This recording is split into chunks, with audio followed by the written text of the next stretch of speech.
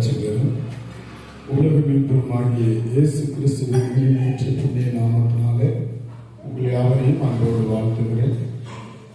கடந்த 2 வாரங்களாக நாங்கள் அப்போஸ்தலர் நடவடிக்கை புஸ்தகம் 27ஆம் அதிகாரத்திலிருந்து ஒரு சில காரியங்களை நாம் கற்றுக்கொள்கிறோம். 27ஆம் அதிகாரத்தில் ஒரு பிரயாணம் புறப்பட்டாங்க. அவங்க ஒரு தப்பான தீர்மானத்தை எடுத்ததுனால கடல் கொந்தளிப்பு, அலைகள், பிரச்சனைகள், போய் சேர வேண்டிய இடத்தை விட்டுட்டு வேறொரு திசை நோக்கி போனாங்க. ஏன் எதனால அப்படின்னா அவங்க தேவனால் சொல்லப்பட்ட, அதாவது தேவ மனுஷனாக பவுலினால் சொல்லப்பட்ட வார்த்தைகளை காட்டிலும் கப்பல் மாலுமியை அதிகமாக நம்பினாங்க, கப்பலுடைய எஜமான அதிகமாக நம்பினாங்க. அதனால பவுலுடைய வார்த்தைகளை தள்ளிட்டாங்க. அப்புறம் இன்னொரு காரியம் பார்த்தோம், அவங்க சூழ்நிலைகளை பார்த்தாங்க. நம்ம செய்யற காரியம் கைகூடி வந்துடும், காற்று தென்றல் எல்லாம் மெதுவாக இருக்கு, அதனால நம்ம விரும்பினருக்கு போய் சேர்ந்துடலாம் அப்படின்னு நினைச்சாங்க. அப்புறம் பார்த்தீங்கன்னா அதிகமான பேர் ஆலோசனை சொன்னதை கேட்டு பவுலுடைய வார்த்தையை தள்ளிட்டாங்க. அது இல்லாம அவங்க இருந்த இடம் வசதியா இல்லாதனால எப்படியோ நம்ம கிளம்பி போயிட்டோம்னா போயிடலாம் அப்படின்னு நினைச்சாங்க.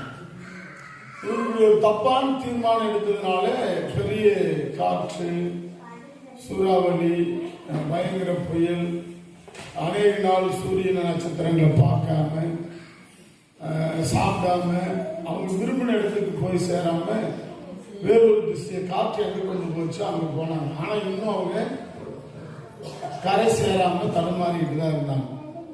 அநேக நாள் சூரியன் சந்திர நட்சத்திரங்களை காணாததுனால இவங்க ரொம்ப சோர்ந்து போய் சாப்பிடாம இனிமேல் தப்பி பிழைப்போம் என்கிற நம்பிக்கையை அற்று போயிட்டாங்க. அவ்வளவுதான், வாழ்க்கையில் இனிமேல் நம்ம தப்பி பிழைப்போங்கிற நம்பிக்கை கொஞ்சம் கூட முழுமையா அற்று போயிட்டாங்க. அந்த சமயத்துலதான் அப்போஸ்தலனாகிய பவுல் அவர்களுக்காக ஜெபம் பண்ணி தேவ வார்த்தையை பெற்று, நீங்க பயப்படாதீங்க, இன்னைக்கு ராத்திரி தேவதூதன் என் இடத்துல சொன்னாரு, உன் நிமித்தமாய் இந்த ஜனங்களுக்கு நான் தயவு பண்ணினேன், அதனால அவங்களுக்கு உயிர் சேதம் வராது அப்படின்னு சொன்னாங்க. உயிர் சேதம் வராது, தைரியமா இருங்க, பயப்படாதுங்க அப்படின்னு சொன்னாங்க. அதனால அவங்க தைரியமா இருந்தாங்க. பவுலுக்கு இன்னும் ஒரு வார்த்தை அடிஷனலா கொடுத்தாரு, தேவனுடைய திட்டம் இல்லாம தலைகளுக்கு ஒரு மயில் கூட விழாது அப்படின்னு சொன்னாரு. அதே மாதிரி 276 பேர் இருந்தாங்க. எத்தனை பேர்? 276 பேர் இருந்தாங்க. யாருக்கும் ஒரு சேதமும் இல்லாம அந்த கப்பல் உடைந்தது.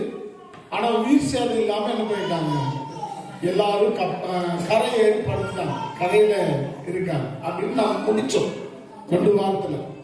அதாவது அதுல என்ன செய்தியை பார்த்தோம் அப்படின்னா, தேவ வார்த்தைக்கு செவி கொடுக்காத போது பிரச்சனைகளிலேயும் அலைகளிலேயும் சிக்கி அவங்க செத்துருவோம் அப்படின்னு நினைச்சாங்க. தப்பி பிழைப்போம் என்கிற நம்பிக்கை முழுவதும் அற்று போயிட்டாங்க. ஆனா தேவ வார்த்தைக்கு செவி கொடுக்கிறப்போ இவ்விதமாய் எல்லாரும் கரை சேர்ந்தோம். எப்படியோ அடிபட்டாலும், எப்படியோ காற்று கடல்ல சிக்கினாலும், கப்பல் உடைஞ்சாலும் கரை சேர்ந்தார்கள். அப்ப நம்ம தேவ வார்த்தைக்கு மிஞ்சி போகும் பொழுது நம்ம வாழ்க்கையில துன்பங்கள், பிரச்சனைகள், சோர்வுகள், தொல்லைகளை நாம் சந்திக்கிறோம். தேவ வார்த்தையின்படி நடக்கும் பொழுது நாம் அவைகளிலிருந்து மீட்கப்படுகிறோம் என்று பார்த்தோம். இதுதான் 2 வாரத்தினுடைய செய்தியை பார்த்தோம். இன்னைக்கு அதனுடைய தொடர்ச்சியா மறுபடியும் நாம் பார்க்க போறோம். இங்க அப்போஸ்தலனாகிய பவுலை பற்றி நாம் பார்க்க போறோம். என்ன அப்படின்னா, பவுலுக்கு தேவன் ஒரு தரிசனத்தை, ஒரு வாக்குத்தத்தத்தை கொடுத்திருந்தார். என்ன அப்படின்னா, நீ எனக்கு சாட்சியாய் ரோமாபுரியில போய் என்ன பண்ணுவ, சாட்சி கொடுப்ப. அதுதான் பவுலுக்கு தேவன் கொடுத்த வார்த்தை. ரோமாபுரியில போய் பவுல் என்ன பண்ணணும், ராயனுக்கு முன்பாக நின்று ஆண்டவர் எப்படிப்பட்டவர், அவர் எப்படி ரட்சித்தார் என்கிற அந்த காரியத்தை சொன்னா ரோமாபுரியிலிருந்து உலகமெங்கும் சுவிசேஷம் போகும். அல்லேலூயா. இதுதான் தேவனுடைய திட்டம். பாருங்க, எப்பவுமே தேவனுடைய திட்டத்தை பிசாசு எளிதில் நிறைவேற்றி விட விட்டு விடுறதில்லை. அது நமக்கானாலும் சரி, வேறவங்களுக்கானாலும் சரி, நம்ம தேவ சித்தத்தின்படி நடக்கணும்னு எப்ப தீர்மானிக்கிறோமோ அப்பவே பிசாசு நம்மளை விடுறதில்லை. ஏன்னா அன்றியும் கிறிஸ்து இயேசுக்குள் தேவ பக்தியாய் நடக்க மனதாய் இருக்கிற யாவரும் துன்பப்படுவார்கள் அப்படின்னு வசனம் சொல்லு. தேவ பக்தியா நான் நடக்கணும் அப்படின்னு நினைச்சாலும் என்னதான் வரும்?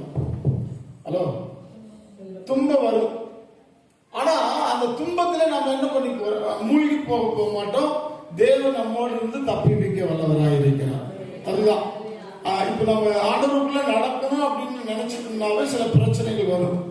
உத்தமமா நடக்கணும்னு நினைச்சாலும் சில பிரச்சனைகள் வரும். நான் உண்மையா வாழணும்னு நினைச்சாலும் பிரச்சனைகள் வரும். ஆனா தேவன் நமக்கு உதவி செய்வார். ஏன் பிரச்சனை வரும்னா பிசாசு நம்ம அப்படியே போ அப்படின்னு விட்டு விடுவது இல்லை. இங்க பாருங்க, இவங்க அந்த கப்பல் பிரயாணம் ஏறினப்போ இவங்க பிரயாணம் எதை நோக்கி இருந்தது? ரோமாபுரியை நோக்கி இருந்தது. இவங்க ஏறினது ஒரு இடம் ரோமாபுரி தான் அவங்களுடைய இலக்கு. இல்லை, இங்கதான் போய் நாம போகணும் அப்படிங்கிறது தான் பவுலுடைய பயணத்திற்கான அடித்தளம்.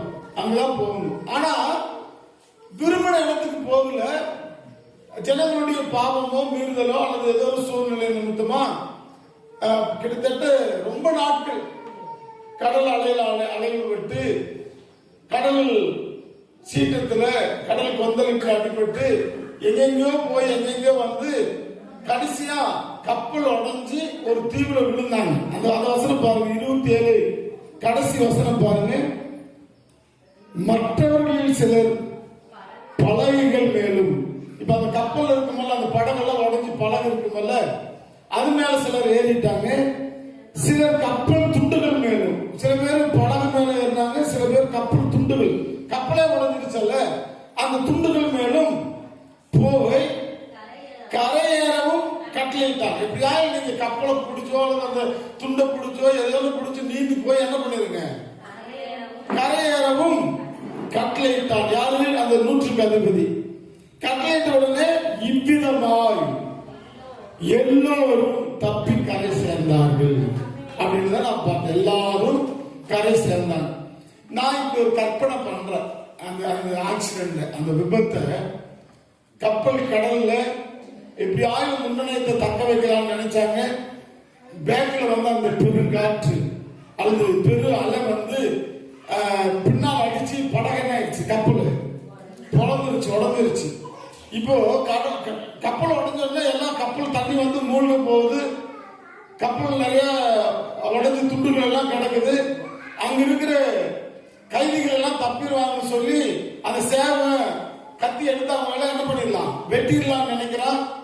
ஆனா பவுல் வந்து இல்ல வேண்டாம், அவங்களை வெட்ட வேண்டாம்னு சொல்லி, அல்லது அங்க இருக்கிற 100க்கு அதிபதி பவுல் மேல இருந்த அந்த அக்கறையினால எல்லாத்தையும் வெட்டினா பவுலையும் சேர்த்து என்ன பண்ணிடுவாங்க, வெட்டிடுவாங்க. அதனால அவன் மேல இருந்த அக்கறையினால யாரையும் கொல்ல வேண்டாம்னு கட்டளையிட்டு எல்லாரும் அந்த உடஞ்ச துண்டுகளையும் பழவிலையும் ஏதோ பிடிச்சி என்ன பண்ணிருங்க, கரை சேர்ந்து அப்புறம் பேசிக்கலாம் அப்படின்னு சொன்னோம்னா, இப்போ கரை சேர்றப்போ அங்கங்க நீந்தி எப்படியோ பிடிச்சி ஏறி கரையில வர்றப்ப நான் இப்படி கற்பனை பண்றேன், அப்பா அப்படின்னு படுத்திருப்பாங்க சிலர்.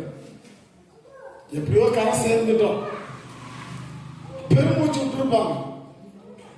அப்பா, இதுல ஒரு வேடிக்கை என்னன்னா, அவங்க விரும்பின இடம் இல்ல, அவங்க எங்க போகணும் அப்படின்னு நினைச்சாங்களோ அங்க இல்ல, எங்கோ ஒரு மேட்டுல அல்லது எங்கோ ஒரு தீவுல விழுந்துட்டாங்க. ஆனா மொத்தத்துல சரக்கு போயிருச்சு, கப்பல் போயிருச்சு, என்னென்னமோ நீந்தி என்னென்னமோ பண்ணி.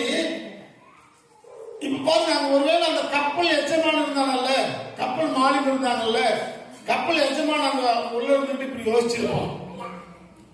பல லட்சக்கணக்கான முதலீடு எனக்கு என்ன ஆயிடுச்சு, போச்சு, எல்லாம் உடஞ்சு போச்சு,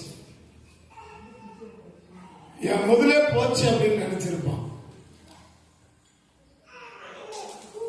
அந்த மாலிக் நினைச்சிருப்பான், நான் நல்ல திறமையா ஓட்டுறேன் அப்படின்னு மேல நம்பிக்கை வச்சிருந்தாங்க.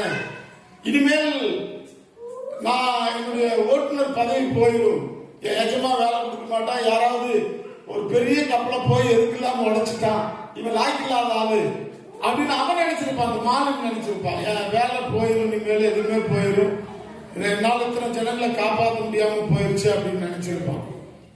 இன்னும் அங்க இருக்கிற சில பேரு யார் யார் தப்புனாங்களோ யார் யார் பிழைச்சாங்களோ ஒண்ணுமே தெரியல.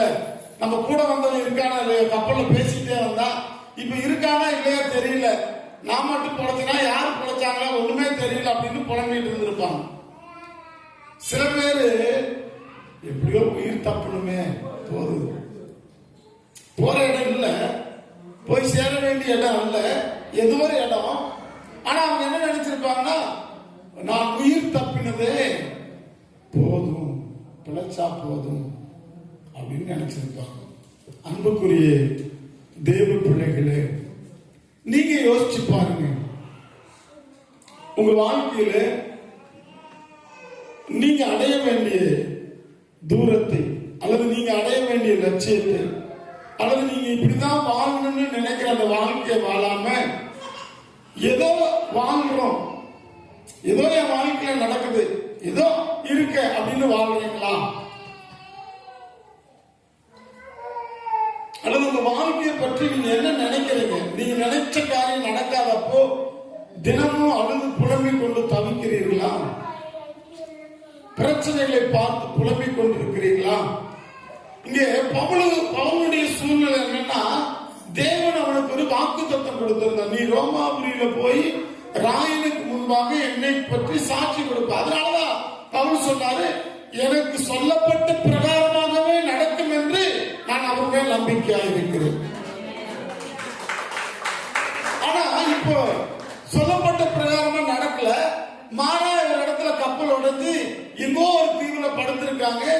இப்போ இப்படிப்பட்ட சூழ்நிலையில ஒருவேளை ஏன் எனக்கு சொல்லப்பட்ட பிரகாரமாய் நடக்கல?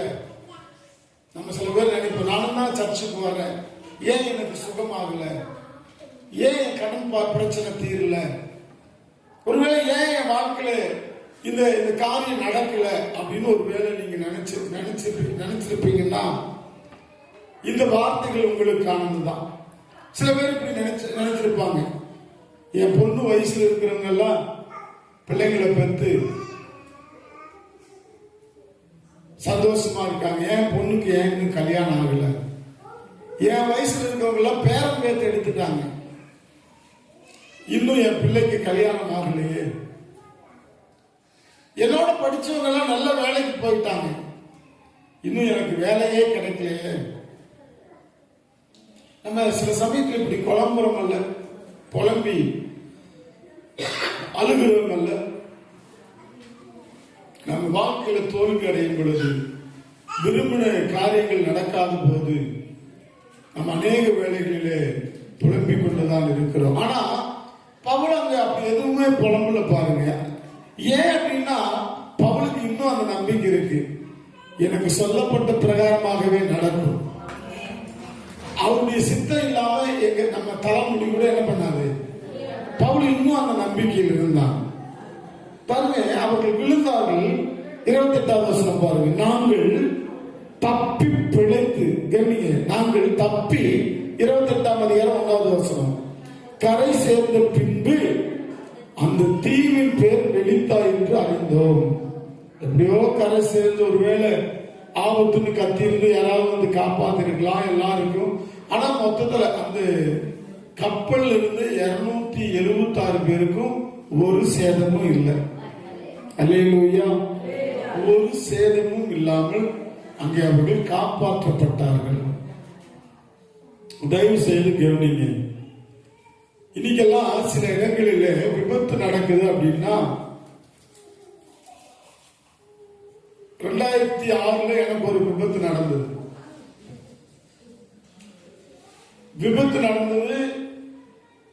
என்னையாவது தூக்கிட்டு போயிடல, நான் அதே இடத்துல தான் கிடக்கிறேன்.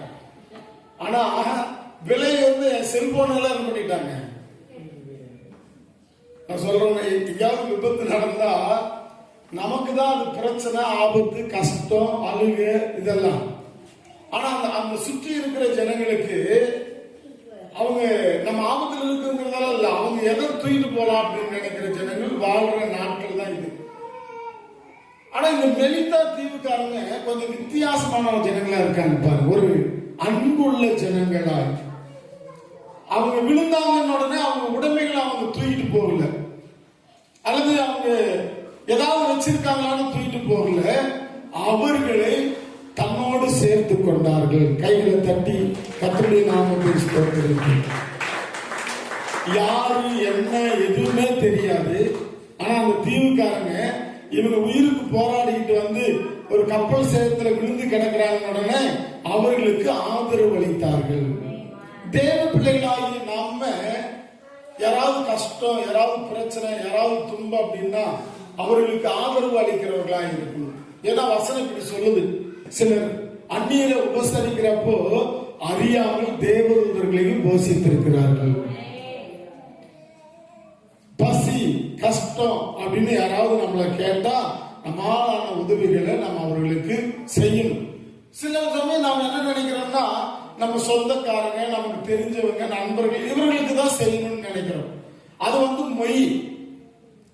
நம்ம அவங்களுக்கு செய்யறது என்னன்னா, நம்ம அவங்களுக்கு செஞ்சா ஒரு நாளைக்கு நமக்கு திரும்ப செய்வாங்க அப்படின்னு செய்யணும். அது உதவி அல்ல. நம்ம கை மாறு கருதாமல் மற்றவங்க உதவி செய்வாங்க செய்ய மாட்டாங்க அப்படிங்கிறதெல்லாம் நமக்கு தேவையில்லை. ஆனா நான் உதவி செய்கிறேன் அப்படின்னு செய்யும் பொழுதுதான் அது தேவனுக்கு செய்கிற உதவியா இருக்கும். தேவன் அப்படிப்பட்ட உதவியை தான் நம்ம செய்யணும் அப்படின்னு விரும்புறாரு.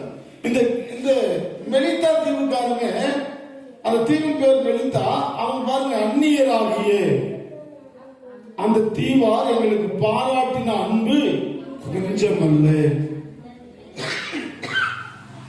பாருங்க, லூக்கா அந்த தீவுக்காரங்களை பற்றி எழுதுறாங்க, எங்களுக்கு பாராட்டின அன்பு பாருங்க. எங்க யாருன்னு தெரியாது. எத்தனை பேரு? 276 பேரை போஷிக்கணும், அவங்களுக்கு சோறு போடணும், காப்பாற்றணும்னா அது எவ்வளவு பெரிய வேலை. உண்மையாலுமே இந்த சுனாமி, இந்த கொரோனா டயத்துல சில பூமி அதிர்ச்சிகள், சில மழைனால பாதிக்கப்பட்டப்பெல்லாம் பார்த்தீங்கன்னா அநேக ஜனங்கள் அவங்க என்ன பண்றாங்கன்னா மற்றவர்களுக்கு உதவி செய்யறாங்க. சில சமயத்துல அரிசி பொருட்கள் எல்லாம் சேர்த்து அனுப்புறாங்க, நிவாரண நிதியா உடைகளை வாங்கி அனுப்புறாங்க, பிஸ்கட்டு, பன்னு, பால் போன்ற பொருட்களை அனுப்புறாங்க.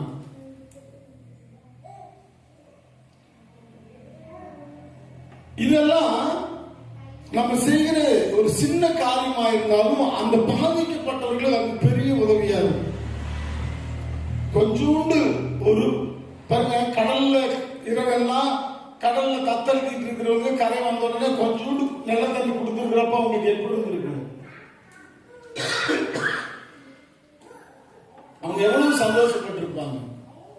ஐயோ யாருன்னே தெரியல, ஐயோ இப்படி கிடக்குறாங்களே அப்படின்னு சொல்லி தண்ணி கொடுத்து அவங்களுக்கு ஆகாரம் கொடுக்குறப்போ அவங்க மனநிலைமை எப்படி இருக்குது? நம்ம அப்படிதான் உதவி செய்யும். அதனாலதான் ஆண்டவர் சொல்றாரு, இந்த சிறியாவில் ஒருவனுக்கு ஒரு கலசம் தண்ணீர் கொடுத்தாலும் அவனுடைய பலனை அடையாமல் போக மாட்டான். நம்ம உதவி செய்கிறவர்களா இருக்கும். வலது பக்கம் நிற்பவர்களையும் இடது பக்கம் நிற்பவர்களையும் பார்த்து ராஜா இப்படி சொல்லுவாராமா, வாருங்கள் என் பிதாவினால் ஆசீர்வதிக்கப்பட்டவர்களே, உலகம் உண்டானது முதற்கொண்டு உங்களுக்காக ஆயத்தப்படுத்தப்பட்ட பரலோக ராஜ்யத்தை சுதந்திரிங்க. நாங்க எப்ப உங்களுக்கு, நான் பசியா இருந்தேன் எனக்கு போஜனம் கொடுத்தீங்க, நான் தாகமா இருந்தேன் எனக்கு தண்ணி கொடுத்தீங்க, நான் உடை இல்லாம இருந்தேன் எனக்கு உடை கொடுத்தீங்க, நான் கைதியா இருந்தேன் காவல் இருந்து என்ன விசாரிக்க வந்தீங்க, இவங்கெல்லாம் கேட்பாங்களா? ஐயோ ஆண்டவரே, நீங்க எப்ப அப்படி இருந்தீங்க, நாங்க எப்ப உங்களுக்கு இப்படி எல்லாம் பண்ணணும்? அப்ப அவர் சொல்லுவாரம்மா, இந்த சிறியார் ஒருவனுக்கு எதை செய்தீர்களோ அது எனக்கே செய்தீர்கள். பாருங்க, இல்லாதவங்களுக்கு நம்ம எதை செய்யணுமோ அது யாருக்கு செய்தது? ஆண்டவருக்கே செய்து. அதுதான் ஏழைக்கு இறங்குகிறவன். நீங்க என்னைக்காவது கர்த்தருக்கு கடன் கொடுத்திருக்கீங்களா? ஹலோ, என்னங்க அப்படின்னா ஏழைக்கு நீங்க ஒரு நாள் கூட இறங்குனதே இல்லையா?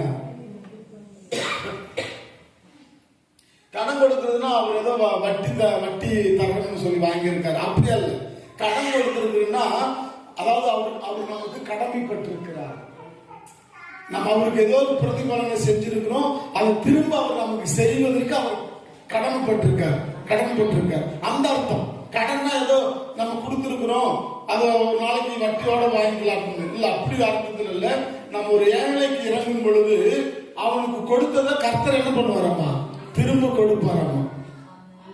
நம்ம எங்க கொடுத்தா அவர் நமக்கு கொடுப்பார். அது வந்து நம்ம அவர்கிட்ட என்னைக்கு இருந்தாலும் அந்த நம்ம கொடுத்த கடனை அவர் திருப்பி கொடுப்பார் அப்படிங்கிற, அதாவது நம்ம இறக்கம் பாராட்டுறோம், நமக்கு இறக்கம் கிடைக்கும். பாருங்க, இந்த மெலித்தா தீவுக்காரங்க லூக்கா சொல்றாரு, அவர்கள் எங்களிடத்துல காட்டின அன்பு கொஞ்சம் அல்ல. பக்கத்துல உங்களை பார்த்து சொல்லுங்க, உங்களை பார்த்து யாராவது அப்படி சொல்லணும், அவர் எனக்கு செய்த உதவி கொஞ்சம் அல்ல, அவர் எனக்கு செய்த அன்பு கொஞ்சம் அல்ல, அவர் எனக்கு செய்த நன்மை கொஞ்சம் அல்ல. நீங்க யாருக்காவது கஷ்டத்தில் இருக்கும் பொழுது, உயிருக்கு ஆபத்தான நிலைமையில் இருக்கும் பொழுது நீங்க அவர்களுக்கு ஏதாவது உதவி செய்திருந்தா அவங்க கண்டிப்பா உங்களை பத்தி அப்படி சொல்லுவாங்க. நீங்க அந்த ஆசாரியனை போல, லேவியனை போல ஒருத்தர் கஷ்டத்துல கிடக்கிறப்போ, உயிருக்கு துடிக்கிறப்போ பக்கமா ஒதுக்கி போனீங்கன்னா உங்களை பார்த்து யாருமே அப்படி சொல்ல மாட்டாங்க, நீங்க காட்டின அன்பு கொஞ்சம் அல்ல அப்படின்னு சொல்ல மாட்டாங்க. நல்ல சமாரியனை போல அவன் காயம் கட்டி அவனுக்கு திராட்சரசம் வார்த்து கட்டு போட்டு தன்னுடைய வாகனத்தில் ஏற்றிட்டு போய் சத்திரத்துல தங்க வச்சு அவனுக்கு பணம் கொடுத்து, நான் திரும்பி வர்றேன், ஏதாவது செலவானா கூட இன்னும் நான் அவனுக்கு தர்றேன், நீ பார்த்துக்க அப்படின்னு சொன்னானல்ல, அது மாதிரி நம்ம வாழணும் அப்படின்னு தேவன் விரும்புகிறார். அல்லேலூயா, அல்லேலூயா. பாருங்க, மெலித்தா தீவுக்காரங்க அவ்வளவு அன்பு பாராட்டினாங்களாமா. மறுபடியும் பாருங்க, நான் என்ன சொல்றேன்னா, இப்ப இருக்க வேண்டிய இடத்துல அவன் இல்ல, ஆனாலும் அதை பத்தி பவுல் என்ன பண்ணல, கவலைப்படல. ஏன்னா அவனுக்கு நல்லா தெரியும், தேவன் எனக்கு சொல்லிய பிரகாரமாய் எனக்கு சொன்னது நடத்தி காட்டுவார், எனக்கு சொல்லப்பட்ட பிரகாரமாகவே நடக்கும் என்று நான் அவர் மேல் நம்பிக்கையா இருக்கிறேன். ஏன்னா அங்க ஒரு காரியத்தை சொன்னார், நாம் ஒரு தீவுல விழ வேண்டியதா இருக்கும், அப்படிதான் நம்ம விழுந்து இருக்கிறோம். மற்றபடி தேவன் என்னை ரோமாபுரிக்கு கொண்டு போய் சேர்க்க வல்லவராய் இருக்கிறார். அல்லேலூயா. பாருங்க, நம்ம சில சமயத்துல ஆபத்துகள் பிரச்சனைகள் வரும் பொழுது நாம சோர்ந்து போய்விடக் கூடாது. எப்படி இருந்தாலும் அங்க பாருங்க, அவர்கள் இடத்துல அன்பு காட்ட அந்த தீவார் இருந்தாங்க.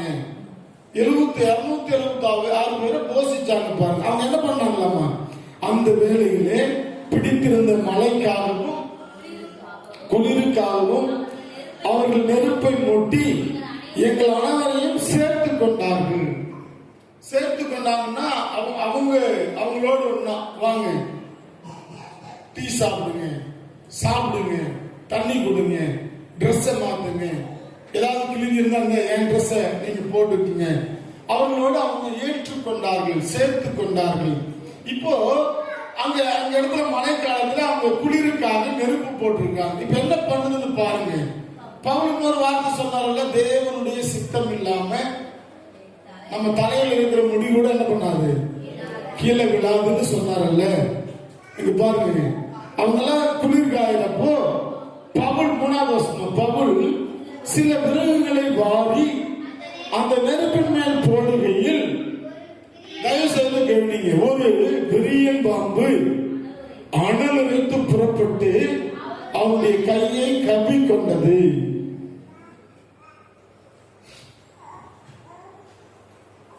மிகப்பெரிய கடல் வருகிற விபத்து, ஆபத்து, எல்லாத்துக்கும் தப்பி வந்துட்டாங்க.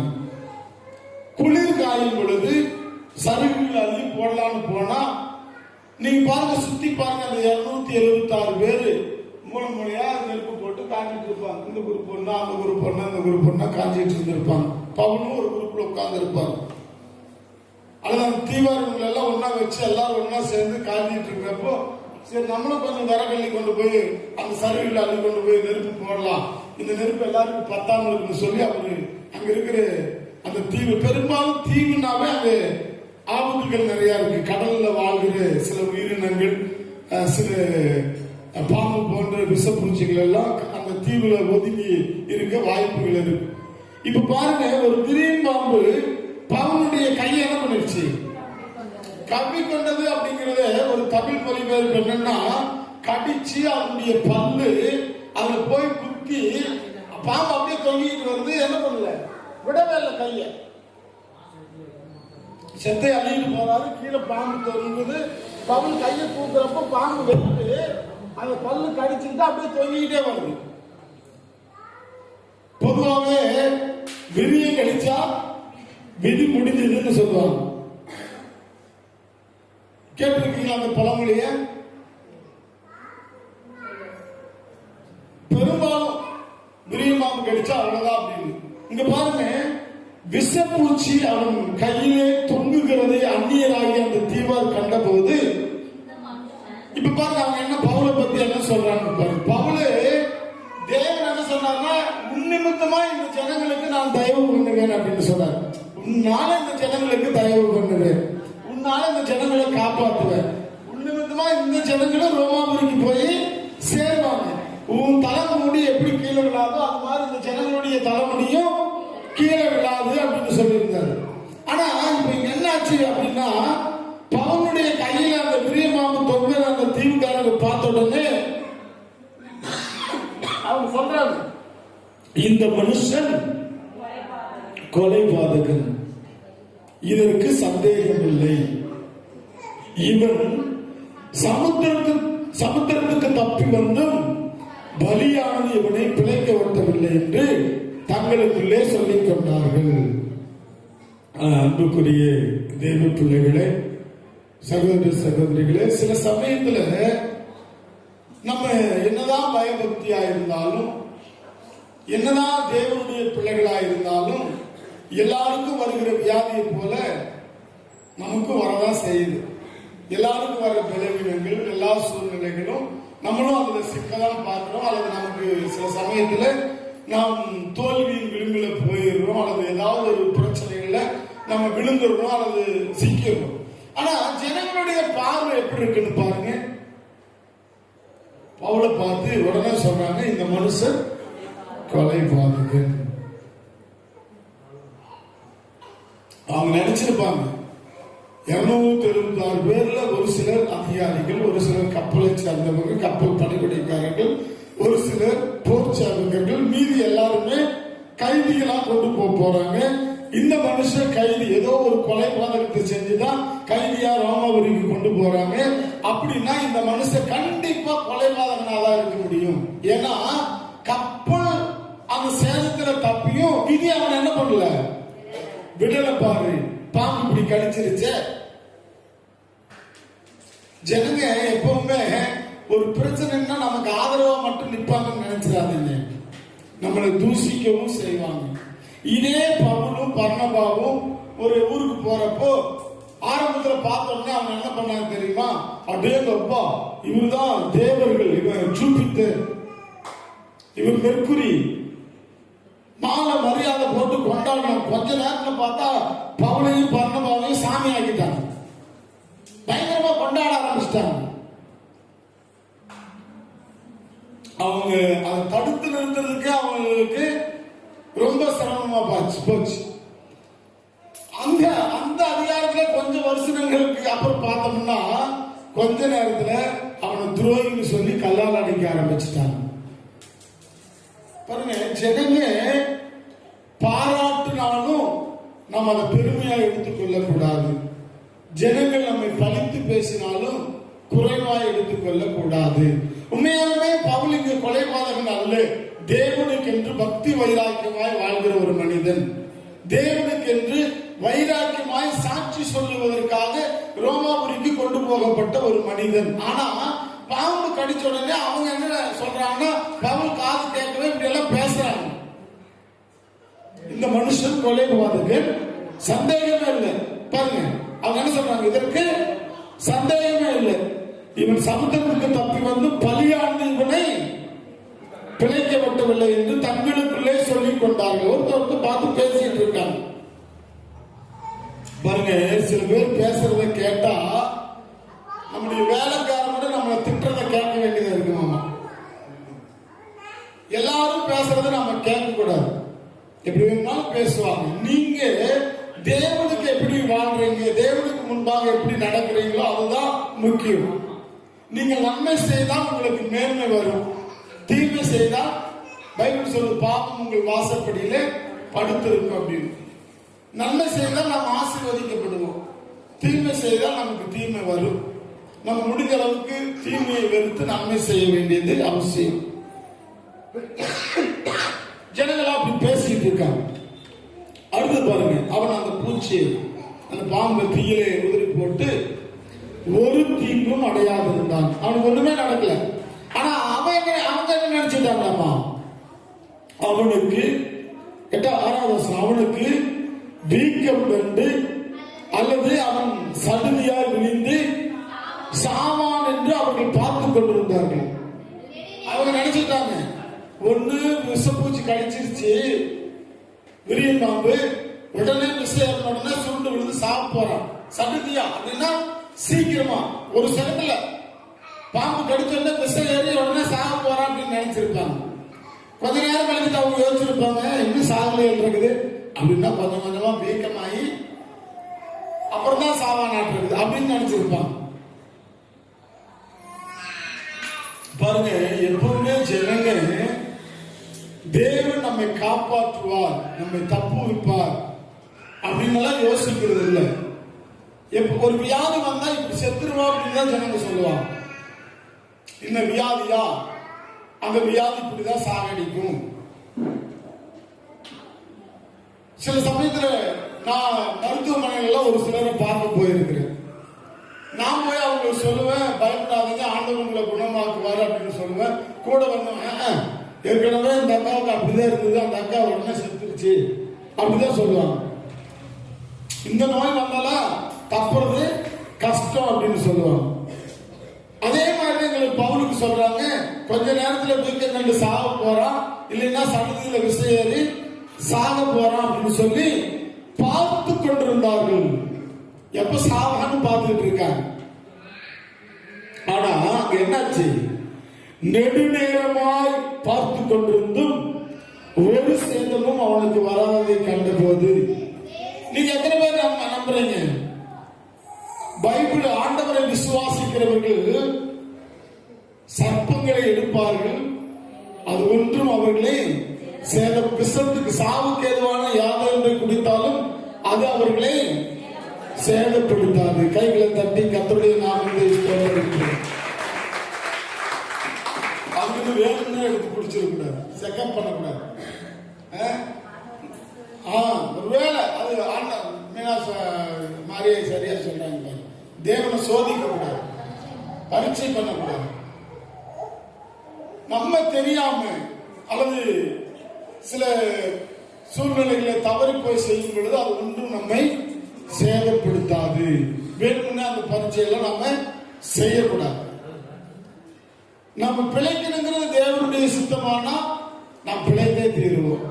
அல்லேலூயா. தேவன் நம்மை குறித்து ஒரு திட்டத்தை செய்யணும்னு நினைச்சிருந்தா அந்த திட்டம் நிறைவேற வரைக்கும் நம்ம தலையில் இருக்கிற முடிவோட கீழே விடாது. அல்லேலூயா, அல்லேலூயா. இப்ப பாருங்க, வெகு நேரம் ஆகியும் அவனுக்கு ஒண்ணுமே வரல, ஒரு சேதமும் அவனுக்கு வராததை கண்டு இப்ப பாருங்க, அப்படியே ஜனங்களுடைய சிந்தை வேறு சிந்தையாகி. இந்த வசனம் ரொம்ப சூப்பரான வசனம். இந்நாள் வரைக்கும் அவனை என்னன்னு சொன்னாங்க, கொலைபாதகன், இதற்கு சந்தேகமே இல்லை அப்படின்னு சொன்னாங்க. சமுத்திரத்துக்கு தப்பி வந்தும் பலியானது இவனை தப்ப விடல அப்படின்னு சொன்னாங்க. இன்னும் கொஞ்ச நேரத்துல வீக்கம் கண்டு சாக போறான் அல்லது சீக்கிரமா சாக போறான். எப்ப சாவான்னு பார்த்துட்டு இருந்துட்டு அதே வாய்ப்பு சொல்லுது. என்னன்னு சொல்றாங்க, இவன் தேவன் என்று சொல்லிக் கொண்டார்கள். கைகளை தட்டி தட்டுலாம், உற்சாகமா தட்டலாமா?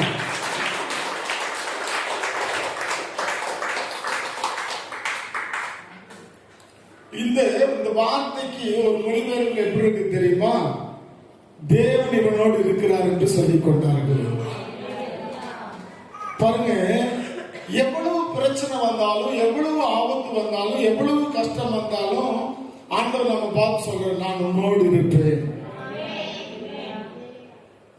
மத்தேயு புத்தகத்தில் நம்ம கடைசியா பார்க்கிறோம், உலகத்தின் முடிவு வரையந்தமும் சகல நாட்களிலும் நான் உங்களோடு கூட இருக்கிறேன். தேவன் நம்மோடு கூட இருக்கிறார். ஆபத்தானாலும் எந்த சூழ்நிலையிலையும் அவர் நம்மோடு கூட இருக்கிறார். அவர் நம்மை கைவிடவே மாட்டார். இப்ப அந்த ஜனங்கள் புரிஞ்சுக்கிட்டாங்க பாருங்க, தேவன் பவுலோடு இருக்கிறார் என்று அவர்கள் புரிந்து கொண்டார்கள். பாருங்க, தீவுக்கு முதலாளியாக பாருங்க வேறு சிந்தாயிருச்சு. இப்ப பவுலோடு தேவன் இருக்காருன்னு என்ன ஆயிடுச்சு? இப்ப இந்த சம்பவம் நடந்ததுக்கு அப்புறம் தான் அந்த 276 பேருக்கு வயிறார சோறு கிடைச்சிருக்கும். 276 பேர் அந்த தீவுல முக்கியமான ஆட்களா கண்டிருப்பாங்க. ஏன்னா தேவன் சொன்னார், பவுல் நிமித்தமா இந்த ஜனங்களுக்கு தயவு பண்ணுவேன்.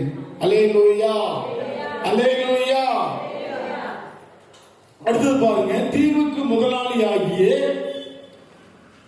புபுலியு என்னும் பேர் கொண்டவனுடைய நிலங்கள் அந்த இடத்திற்கு சமீபித்திருந்தது. அவன் எங்களை ஏற்றுக்கொண்டு 3 நாள் பட்சமாய் விசாரித்தான். இப்படி எல்லாம் நடந்த உடனே பார்த்து அவங்க ஏற்றுக்கிட்டாங்க. இப்ப பாருங்க, புபுலியினுடைய தகப்பன் ஜுரத்தினாலும் ரத்த பேதியினாலும் வருத்தப்பட்டு கிடந்தான். அங்கே அந்த தீவினுடைய முதலாளி ஒருத்தர் ரத்த பேதியா போயிட்டு இருக்கு, ரொம்ப நாளா ரத்த பேதியா போயிருக்கு. அது மட்டுமல்ல, ஜுரத்தினால அவன் ரொம்ப வியாதிப்பட்டு கிடந்தான். பவுல் அவனிடத்திற்கு போய் ஜெபம் பண்ணி அவன் மேல் கைகளை வைத்து அவனை குணமாக்கினான். கைகளை தட்டி கர்த்தருடைய நாமத்தை ஸ்தோத்திரித்தான். என்ன அப்படின்னா, தேவன் ஒரு மனிதனோடு கூட இருந்தா, தேவன் ஒரு மனிதனுக்கு ஒரு வாக்கு தத்துவத்தை சொன்னா நிச்சயமாய் நிறைவேற்றுவார். இப்ப பாருங்க, அந்த தீவனுடைய முதலாளி அவன் தான். அவங்க அப்ப சுகமா கிடக்குறா, ரத்த பேதியா கிடக்குறா.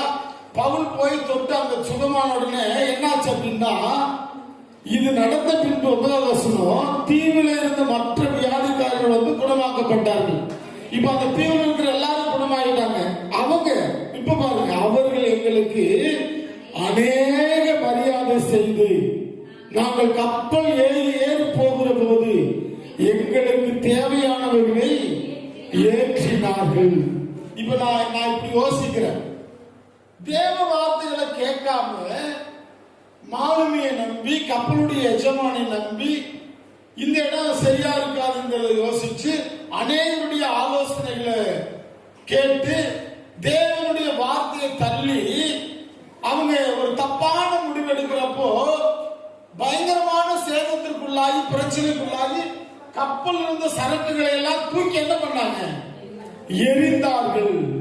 ஆனா இப்போ இவங்களுக்கு கப்பல்ல அந்த தீவுக்காரங்களை என்ன பண்ணாங்க? ஹலோ, ஏற்றினார்கள். இவங்க தேவைகளை எல்லாம் என்ன பண்ணாங்க? ஏற்றினார்கள். என்ன அர்த்தம்? கொடுத்தாங்க. நீங்க தேவ சித்தத்தின்படி நடப்பீர்களானால் உங்க வாழ்க்கையில ஆசீர்வாதங்கள் வரும். நீங்க தேவனுக்கு விரோதமாய் நடப்பீர்களானால் உங்கள் ஆசீர்வாதங்கள் எல்லாம் இழப்பீர்கள். நம்ம என்ன பண்றோம்? தேவ சித்தத்தின்படி வாழ்கிறோமா, தேவனுக்கு எதிர்த்து நிற்கிறோமா? நம்ம தேவ சித்தத்தின்படி வாழ்ந்தோமானால் அது பாருங்க, அது குட்டி தீவா இருந்தாலும் ஒரு சின்ன தீவு தான். அந்த சின்ன தீவுல இவர்களுக்கு கப்பல்ல ஏற்ற அளவுக்கு தேவன் அவர்களை ஆசீர்வதித்திருந்தார். அல்லேலூயா, அல்லேலூயா. அந்த பட்டணத்து எஜமான் சுகமானான். எஜமானுடைய தகப்பனை சுகமாக்கினான். அந்த பட்டணத்தில் இருக்கிற எல்லா ஜனங்களும் சுகமாக்கப்பட்டார்கள். முடிவில் நீங்க அப்படியே தொடர்ந்து பாத்தீங்கன்னா அவங்க அங்க கிளம்பி மறுபடியும் என்ன பண்ணாங்க? ரோமாபுரி பட்டணத்தை சென்றடைந்தார்கள். பாருங்க, தேவனுடைய திட்டம் எப்படியும் நிறைவேறும். நாம் தேவனுக்கு கீழ்ப்படியும் பொழுது அது எவ்வளவு பிரச்சனைகள், எவ்வளவு ஆபத்துகள் நம்மளை நெருக்கி வந்தாலும் தேவன் நிச்சயமாய் தடைகளை எல்லாம் உடைத்து நம்மோடு இருந்து அவருடைய சித்தத்தை நிறைவேற்ற வல்லவராய் இருக்கிறார். அந்த பகுதியில பாருங்க, பாம்பு கடிச்சு கூட பவுலுக்கு ஒரு சேதமும் வரல. இப்ப நீங்க சொல்லுங்க, உங்களுக்கு வருகிற சின்ன சின்ன பிரச்சனைகள், வியாதி, கஷ்டம், கண்ணீர் இவைகளிலே தேவன் உங்களை தப்புவிக்க வல்லவராய் இருக்கிறார் என்று விசுவாசிக்கிறீர்களா? விதி முடிஞ்சாதான் விதியை கடிக்கும் அப்படின்னு சொல்லுவாங்க. பவுலுக்கு பாம்பு கடிச்ச உடனே அவங்க சொன்னாங்க, அவ்வளவுதான், பலியானது இவனை பிழைக்க விட்டவில்லை, இவன் பிழைக்கவே மாட்டான், அவதான் செத்து போயிடுவான். இன்னும் கொஞ்ச நேரத்துல நோதல்லி வீக்கம் கண்டு அல்லது எப்படியோன்னு சடுதியா சாக போறான்னு நினைச்சாங்க. ஆனா அவன் வெகு நேரமாகியும் ஒரு சேதமும் ஆகல. நீங்க எத்தனை பேர் நினைக்கிறீங்க, தேவன் என் பட்சத்தில் இருக்கும் பொழுது எனக்கு ஒன்றும் என்னை சேதப்படுத்த முடியாது?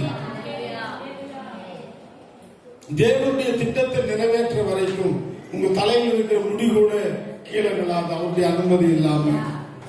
பவுல் அதை நம்பினான். எனக்கு சொல்லப்பட்ட பிரகாரமாகவே நடக்கும் என்று நான் நம்புகிறேன். நீங்க எத்தனை பேர் நினைக்கிறீங்க, தேவனுடைய சித்தத்தை நிறைவேற்ற வரைக்கும் நான் சாக மாட்டேன், இந்த வியாதி என்ன ஒண்ணுமே பண்ணாது, இந்த விலகின என்ன ஒண்ணுமே பண்ணாது, இந்த தோல்விகள் என்ன ஒண்ணுமே பண்ணாது, நான் மீண்டும் வருவேன், நான் மீண்டும் எழுவேன், இந்த ஆபத்து இந்த பிரச்சனைகளில் இருந்து தேவன் என்னை தப்பு வைக்க வல்லவராயிருக்கிறார். உங்களுக்கு தெரியுமா, அப்போஸ்தலனாகிய பவுல் சொல்ற மாதிரி ஒரு சம்பவம். தானியேல் மேல உள்ள பொறாமையினால, வஞ்சகத்தினால அவனை சிங்க கப்பில தூக்கி போட்டுறாங்க. ராஜா என்னென்னமோ பண்ணி அவனை தப்பு வைக்கலாம்னு நினைக்கிறான். ஆனா ராஜாவால கூட என்ன பண்ண முடியல, காப்பாற்ற முடியல. ராஜா சரி அவருடைய கட்டளையின்படி சிங்க கப்பில போட சொல்லிட்டு இவன் நைட்டெல்லாம் போய் தானியேலுக்காக என்ன பண்றான், அழுகிறான். ஐயோ, ஒரு நல்ல மனுஷனை இப்படி சிங்க கப்பில போட்டுட்டுமே, சிங்கங்கள் வர அவன் என்ன பண்ணிருக்குமோ, பிச்சு குதறி இருக்கும், என்ன இருக்குமோ அப்படின்னு சொல்லி நைட்டெல்லாம் அழுதுட்டு காலையில நேரமா எந்திரிச்சு துயர சத்தமா கெபிக்கு பக்கமா வந்து துயர சத்தமா கூப்பிடுறான், தானியேலே, உன்னதமான தேவனுடைய தாசனே, நீ இடைவிடாமல் ஆராதிக்க உன் தேவன் உன்னை தப்பு வைக்க வல்லவராய் இருக்கிறாரா, இருந்தாரா?